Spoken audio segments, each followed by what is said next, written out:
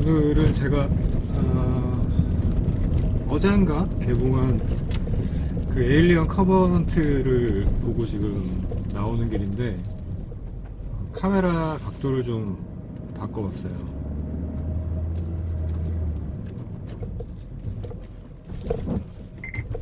그래서 어떻게 나오게 될지 좀 궁금한데,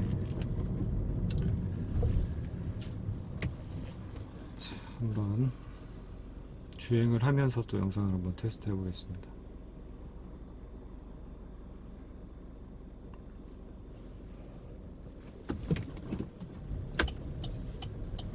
GPS가 연결되었습니다.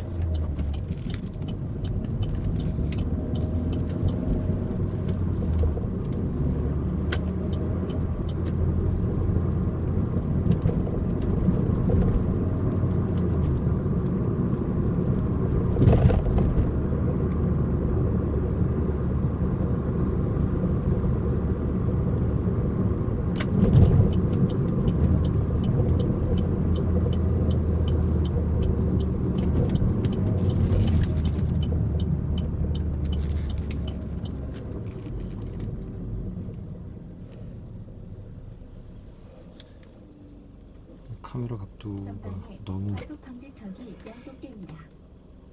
약간 내려주는 게 좋을 것 같아서. 됐나?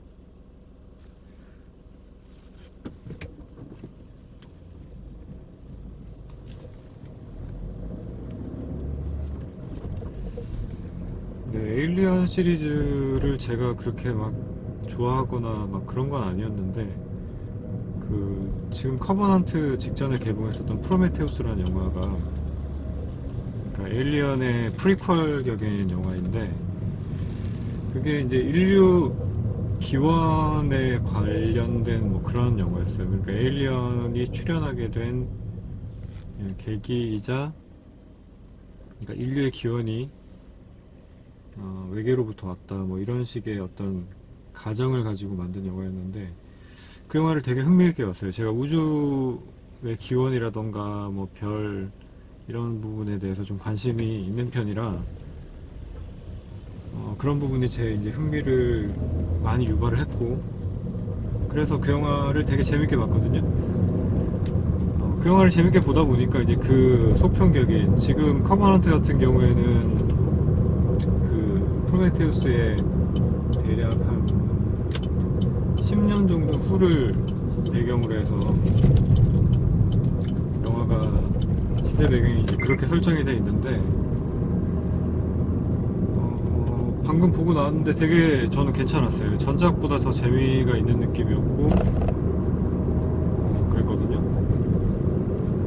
물론 이제 그 에일리언을 혐오하는, 당연히 혐오할 수밖에 없죠. 생긴 게 혐오감이 들 수밖에 없는 이제 그런 외모를 가지고 있는데, 거기에 심한 부담감을 가지고 계신 분이 아니라면 한 번쯤 볼만한 영화라고 생각을 해요. 되게 재밌게 봤고요.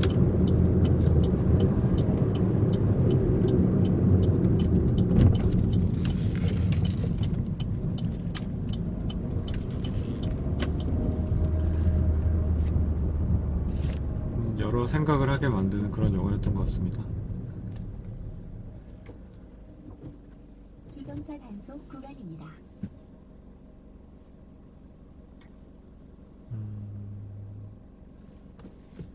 오늘 오랜만에 비가 내리고 나서 그런지 약간 미세먼지는 좀 옅어지긴 한 것 같은데, 그래도 아직 이렇게 막 맑은 하늘은 아닌 것 같아요. 비가 조금 더 내리면 좋을 것 같긴 한데, 그래도 어제 그저께까지는 미세먼지가 굉장히 심해서, 황사하고 그런 것들이 심해서 진짜 창문 열어놓고 환기시키기가 불가능할 정도였는데, 그나마 지금 이 정도 해소가 된 게 참 다행이라고 생각이 들어요. 카메라 각도 같은 경우에는 지금 제가 이제 약간 임시적으로, 원래는 이제 헤드레스트 거치대를 사용을 해서 이제 가운데 쪽에다가 이렇게 설치를 해놨었는데, 제가 유튜브 영상을 보다 보니까 이제 이쪽 각도에서 이렇게 찍은 영상이 되게 구도가 마음에 들더라고요. 그래서 이제 각도를 한번 바꿔봐야 되겠다 이제 생각을 하던 와중에 임시로 이제 헤드레스트 거치대를 좀 왼쪽 편으로 옮겨서 지금 장착을 했고, 좌측 창 쪽에서 이제 약간 오른쪽 아래를 내려다보는 구도로 지금 설치를 해 놓은 상태입니다.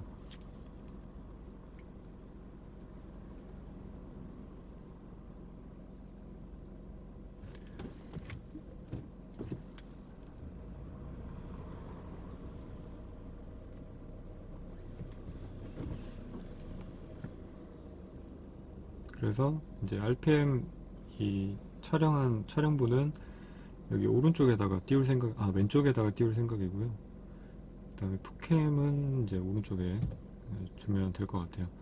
근데 지금 이제 헤드레스트 거치대 길이가 조금 제가 원하는 각도로 잡기에는 조금 짧은 편이라서 각도 이 조정 범위도 좀 한정되어 있고, 그래서 흡착식 거치대를 제가 따로 이제 주문을 한 게 있는데, 그 흡착식 거치대를 통해서 이 창문 쪽에다가 이제 카메라를 한번 붙여보고 각도가 괜찮게 나온다 싶으면 이제 그쪽에다가 카메라를 설치를 해서 한번 찍어볼까 합니다. 그리고 지금 제가 이 메인 화면을 잡고 있는 카메라가 29.7프레임인가 정도까지밖에 지원이 안 돼요. 그러니까 60프레임을 찍으면 화면이 좀 더 부드럽게 나올 것 같은데, 동영상을 이제 위주로 만들어진 카메라라기보다는 소리 녹음에 좀 특화된 카메라거든요. 소니에서 나온 뮤직캠이라는 모델인데, 그러다 보니까 이제 좀 프레임이 액션캠 전용으로 나온 이제 그 카메라들에 비해서는 좀 제한적이죠. 영상 촬영 부분은 좀 제한적이에요. 그래서 지금 카메라 같은 경우에도 이 뮤직캠을 제가 이제 푸캠 쪽으로 돌리고, 뭐 푸캠 같은 경우에는 뭐 어차피 프레임 수가 그렇게 중요한 게 아니니까, 그리고 메인 화면을 찍는 카메라를 이제 60 프레임을 지원하는 액션캠으로 돌려서 촬영을 할까 이렇게 생각을 하고 있습니다.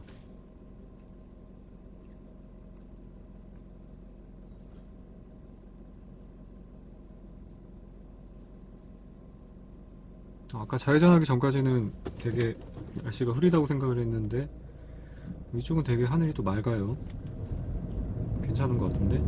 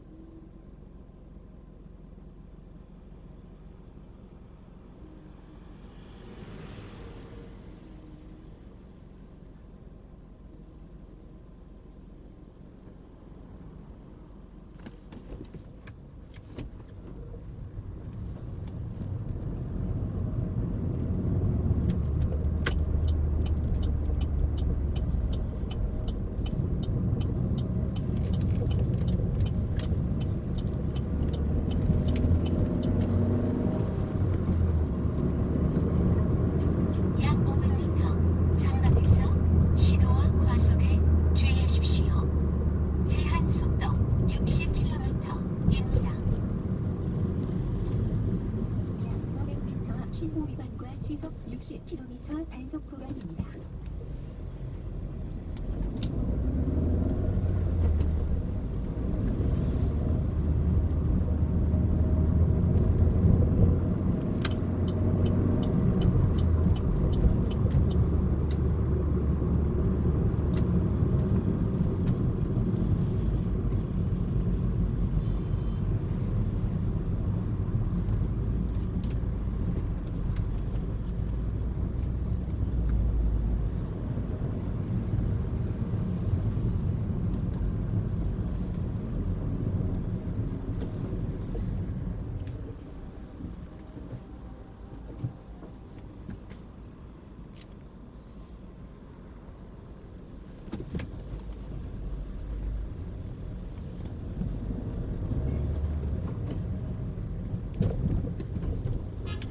잠시 후 신호와 과속에 주의하십시오.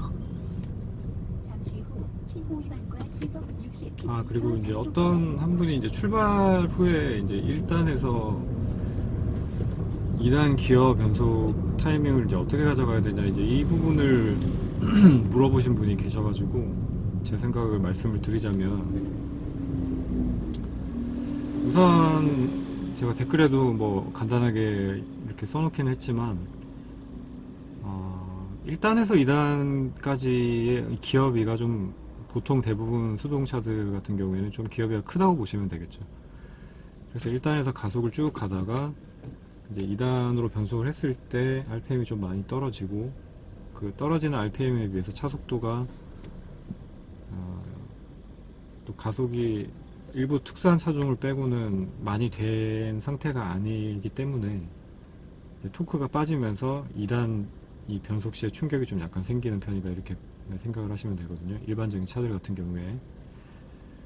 그러니까 이게 이제 디젤 차 같은 경우에는 아이들링 약간 벗어나는 정도부터 토크가 있으니까 사실 낮은 RPM에서 변속을 해도 그다지 어떤 위화감이 없을 수 있는데, 뭐 트윈 터보가 달린 이런 차들 같은 휘발유 엔진 차들 같은 경우에도 조금 덜하겠죠. 이제 낮은 RPM에서 저 RPM에서도 충분히 배합이 나와서 토크가 나오게끔 설계가 되어 있으니까.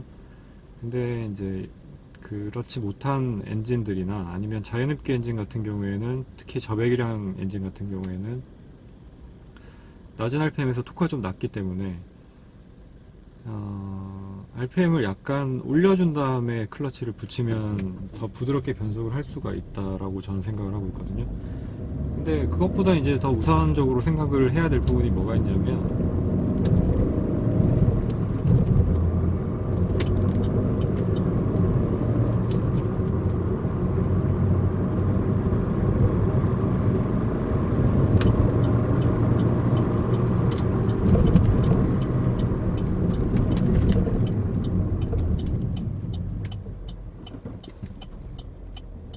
그것보다 이제 먼저 생각을 해야 될 게 뭐가 있냐면은, 클러치의 부드러운 조작이 일단 우선 먼저겠죠. 그러니까 일반적인 주행에서는 1단에서 막 가속을 해가지고 레이싱처럼 최대 토크, 최대 마력을 뽑아내다가 뭐 2단으로 변속하고 이제 이런 상황으로 변속을 하는 게 아니죠. 그래서 천천히 출발을 하고, 그러다 보니까 RPM이 뭐 예를 들면 한 1500 정도에서 만약에 변속을 한다 그러면은 1500에서 2단이 들어가면은 거의 아이들링보다 살짝 더 떨어질 수도 있고, 그 정도 RPM이거든요. 그러니까 아이들링보다 더 떨어지는 RPM이면 엔진이 시동을 안 꺼지게 하기 위해서 대부분의 이제 엔진들이 전자 제어로 연료 분사를 해줘요. 그러니까 그 아이들링 정도 RPM을 유지를 해주기 위해서. 그러다 보면 이제 시동은 안 꺼져야 되니까 RPM이 약간 더 뜨면서 클러치가 붙게 되고, 이제 그렇게 클러치가 붙으면서 이제 2단 변속하는 그 느낌이 좀 위화감이 살짝 들 수 있게 이제 그렇게 변속이 된다라고 저는 느끼고 있거든요. 그러니까 이게 이제 기술적인 부분은 정확하게 맞는지 아닌지는 잘 모르겠어요. 근데 일단 그런 느낌이 좀 드는 편이고, 그러다 보니까 이 차마다 약간 다르고, 또 기어비 세팅에 따라서도 약간 차이가 있을 수 있어요. 그러니까 그 전에 제가 타던 이제 아반떼 같은 경우에는 RPM을 좀 낮게 가져가서 뭐 한 2000 RPM 정도에서 2단으로 변속을 해도 클러치만 좀 부드럽게 붙여주면 변속에 대한 위화감은 그다지 없는 편이었는데 지금 이제 이 아베오 같은 경우에는 1단 기어비가 좀 길게 세팅이 돼 있어서 제가 그렇게 느끼는 걸 수도 있을 것 같은데 변속에 좀 위화감이 있단 말이죠. RPM을 낮게 가져가면. 그래서 한 2500 RPM 정도에서 이제 2단으로 변속을 해주면 이제 크게 위화감이 없는 그런 변속이 가능하다라고 느꼈어요. 3000 RPM도 괜찮고요.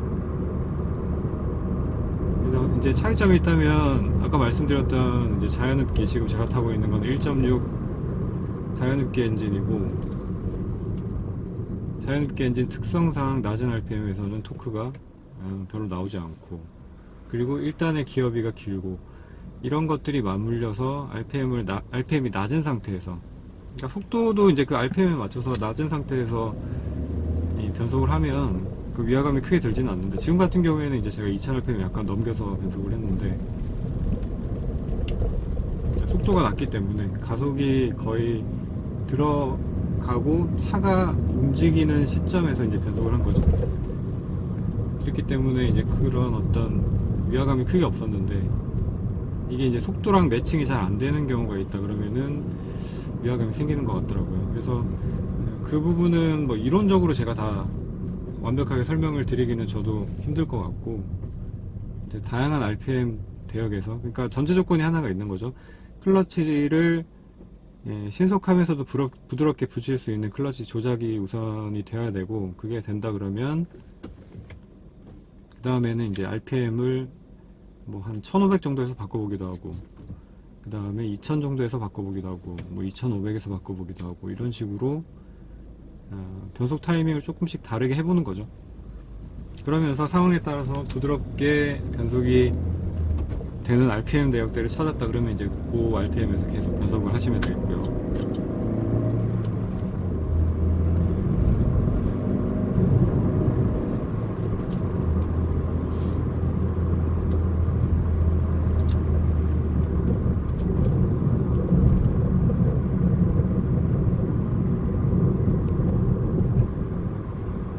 그리고 뭐 변속을 빨리 하거나 늦게 하거나 이런 것 때문에 뭐 내구성에 문제가 생기고 이런 부분은 전혀 없기 때문에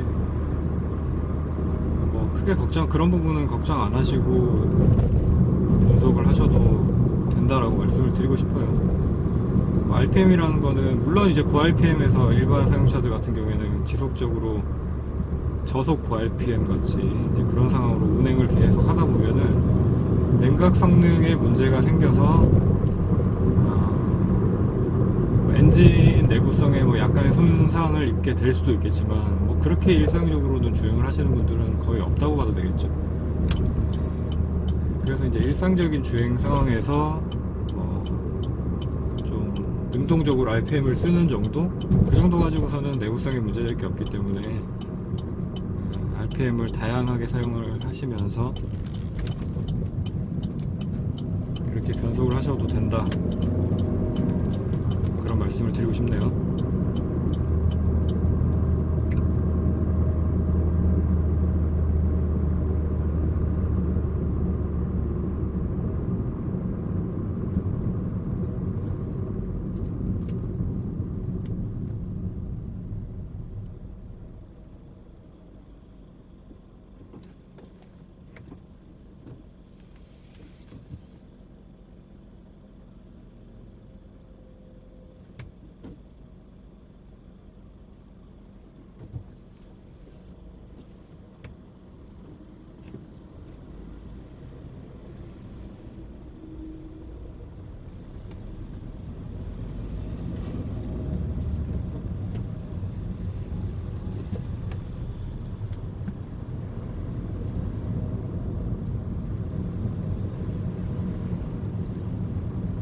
지금 같은 상황에서도 이제 비교적 낮은 RPM에서 제가 2단으로 변속을 했지만 뭐 크게 차가 움직이는 데 있어가지고 위화감이 있거나 뭐 그러진 않았거든요.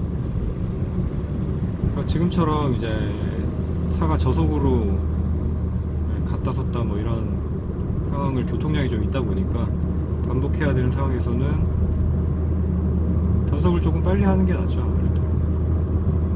그래서 그럴 경우에는 또 거기에 맞춰가지고 기어를 넣어주고 클러치를 좀 부드럽게 가져가 주거나, 그러니까 이게 말로 설명을 하기는 조금 힘든 것 같아요. 말로는 완벽하게 설명할 만큼의 제가 그 기술적 이해도도 좀 떨어지는 것 같고, 이제 느낌적으로 저는 이런 부분을 터득을 했기 때문에 이제 그런 느낌을 터득을 하고 난 다음에 이제 그게 왜 그렇게 될까를 생각을 해서 거꾸로 이제 기술적인 부분을 찾아 들어간 이제 그런 타입이다 보니까 100% 설명하는 건 좀 어려운 것 같습니다.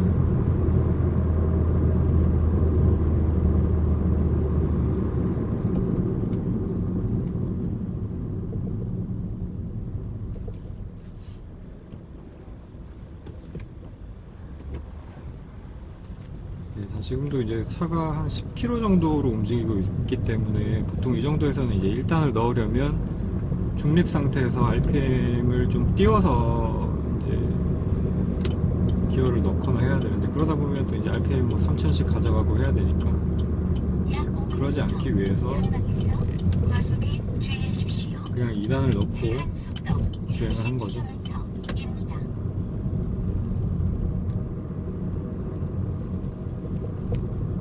이게 이제 우리가 보통 이론적으로 많이 차에 관심이 있는 분들은 뭐 변속 타이밍, 그 다음에 토크 밴드, 마력, 정차 단속 구간입니다.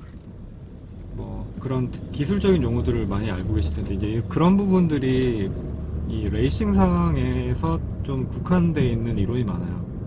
그러니까 레이싱이라는 것들은 우리가 배틀을 하는 상황이고, 혹은 이제 가장 빠른 랩 타임을 뽑아내야 되는 그런 상황이기 때문에 차가 주행하는 라인도 잘 그려야 되고, 차가 갖고 있는 그 잠재력을 최대한 끌어내야 되는 거죠. 이제 그렇게 주행을 하려다 보니까 여러 가지 다양한 기술들이 나오게 되는데, 일상적인 주행에서는 뭐 내가 좀 빠르게 달리고 싶다 할 때는 물론 이제 뭐 그런 것들을 좀 신경을 써서 주행을 해야 되겠지만,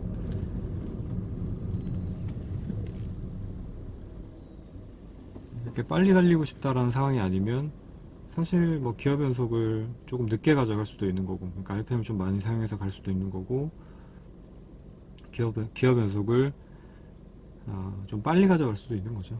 RPM을 좀 낮게 사용해도. 어쨌든 뭐 차가 움직인다라는 사실에는 크게 변화가 없으니까. 근데 제가 생각하기에는 RPM을 좀 올려서, 물론 막 레드존 치면서 이렇게 변속하라는 얘기는 아니고, RPM을 좀 어느 정도 높게 쓰면서 사용을 하는 거 자체는 엔진에 크게 부담이 될 부분이 없을 것 같은데, 그 변속을 할 때 RPM을 너무 낮게 가져가게끔 그렇게 주행을 하시는 분들도 계시는 것 같더라고요. 근데 이제 고단 기어에 빨리 물리게 되면 낮은 RPM에서는 아까도 말씀을 드렸지만 뭐 트윈 터보나 뭐 이런 것들이 달려 있거나, 아니면 디젤 차 같은 경우처럼 낮은 RPM에서 토크가 나오는 그런 차가 아니면 이 가속이 쉽지가 않단 말이죠. 그러면은 내가 속도를 붙이기 위해서 악셀을 더 많이 밟아야 되는 그런 경우가 생길 수 있는데,